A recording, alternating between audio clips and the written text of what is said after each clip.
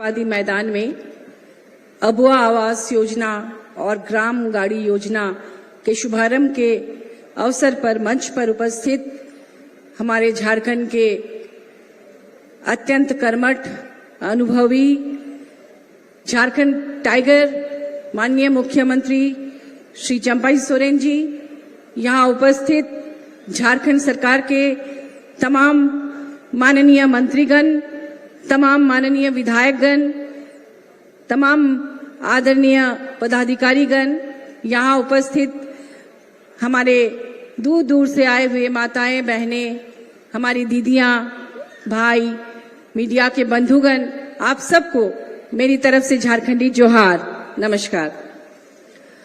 आज एक ऐतिहासिक दिन है। मुझे याद है कुछ समय पहले तत्कालीन मुख्यमंत्री माननीय हेमंत सोरेन जी ने कहा था कि 8 लाख प्रधानमंत्री आवास पेंडिंग है सालों से।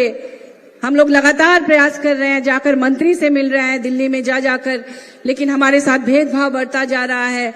इस बात को सदन में उठाएं और मैंने संसद में ये बात उठाई कि हमारे 8 लाख आवास अभी तक नहीं मिले हैं, उसे दिया जाए।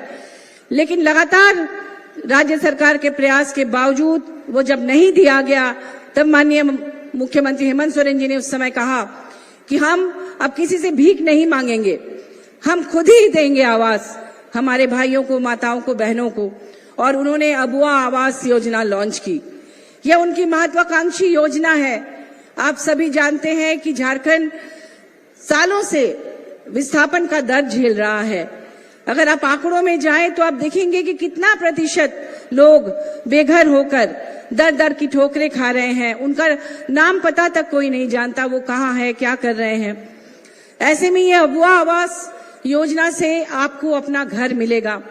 अभी हाल में आपको पता होगा कि तमाम विरोध के बावजूद किस तरह से केंद्र सरकार ने वन अधिनियम कानून को पारित कर दिया। जंगल में जो अधिकार आपका है उसे छीनने की तरह तरह से साजिशें की जा रही हैं। मुझे लगता है ये एक ऐसी योजना है जिसके माध्यम से हमारी बहनों को, माताओं को तस्करी से भी मुक्ति मिल सकती है। क्योंकि जब से माननीय हेमंत सोरेन जी ने यहाँ पर कार्यभार संभाला, उन्होंने कहा कि अब हमारी बहनें, हमारी माताएं तस्करी की शिकार नहीं होगी, उन्हें हम अपने ही राज्य में सम्मानजनक रोजगार से जोड़ेंगे। हम उन्हें दर दर की ठोकरें खाने के लिए दलालों के चंगुल में नहीं फंसने देंगे। आपको पता होगा कि पन्नालाल नाम का एक ट्रैफिकर था, एक तस्कर है, जो अभी जेल में है। उन्होंने झारखंड से 15,000 महिलाओं की तस्करी की रोजगार देने के नाम पर पिछले सरकारों में, और उसे रोकने के लिए उन्होंने बहुत सारे रेस्क्यू किए और महिलाओं को, लड़कियों को यहाँ वापस लाया। और उसके बाद उन्हें सावित्रीबाई फुले किशोरी समृद्धि योजना, ताकि लड़कियां जो किशोरियां हैं वो पैसे के अभाव में दूसरे राज्यों में ना चली जाए। इसके बाद पलाश प्राण लॉन्च किया, कौशल विकास के माध्यम से उन्हें ट्रेनिंग देकर, उन्हें बैंक से सब्सिडी देकर, लोन देकर उनको अपने यहाँ सम्मानजनक रोजगार से जोड़ने की व्यवस्था की। अच्छी शिक्षा के लिए यहाँ से चुने हुए प्रतिभाशाली छात्र छात्राओं को विश्व के सबसे प्रतिष्ठित संस्थानों में पढ़ाने का बीड़ा उठाया।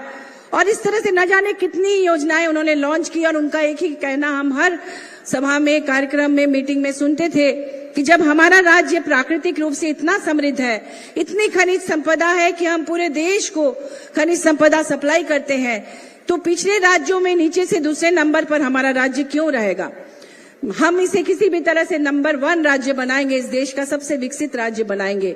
और उसी सपने को पूरा करने में लगे थे, और जिसके कारण आपने देखा होगा कि तमाम ताकतें, विरोधी ताकतें किस तरह से उनके पीछे पड़ गई और आखिरकार उन्हें जेल में डाला गया। लेकिन हमारे पार्टी के वरिष्ठ और जुझारू अनुभवी हमारे माननीय मुख्यमंत्री चंपाई सोरेन जी ने उन कार्यों को पूरा करने का जो बीड़ा उठाया है, उस पर हम सबको पूरा भरोसा है। और जिस तरह से वो लगातार काम कर रहे हैं, हमें लगता है कि गुरुजी आदरणीय दिशम गुरु शिबू सोरेन जी के सपने भी पूरे होंगे। और माननीय हेमंत सोरेन जी ने जो इस कार्यकाल में जो काम करने का बीड़ा उठाया है, उसे भी पूरा करेंगे।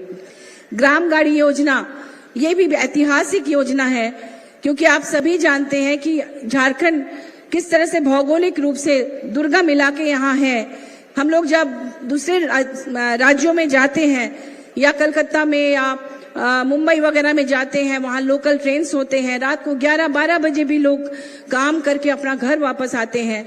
यहाँ चूंकि जंगल का इलाका है, उतना सुरक्षित नहीं है, बसें नहीं चल पाती, तो रोजगार के लिए वो कई बार शहर नहीं आके दूसरे राज्यों में चले जाते हैं। ऐसे में अगर उन्हें इस तरह की सुविधा दी जाएगी आवागमन की, तो आप सोच सकते हैं कि शिक्षा के क्षेत्र में, रोजगार के क्षेत्र में, व्यापार के क्षेत्र में, हर क्षेत्र में झारखंड कितना आगे बढ़ेगा। यहाँ टूरिज्म की भी बहुत संभावना है, वो भी बहुत आगे बढ़ सकता है।